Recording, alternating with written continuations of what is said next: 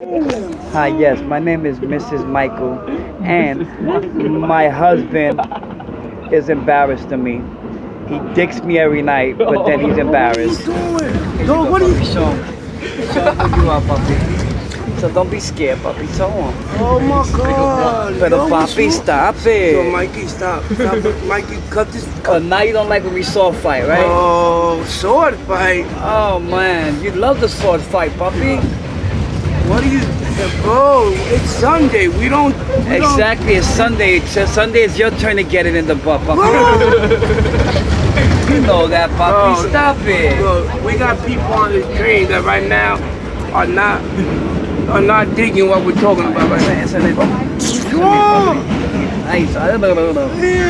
Yeah. Yo, Jacob, get your dad, bro. No, you don't. You know you love me, puppy. Stop it. Why you act like that when we in front of people, puppy? What? Why you act like that? Huh? You know you love me. I don't know this guy. I don't know him. My name is Fernando Venezuela. No, his name is Mrs. Diaz.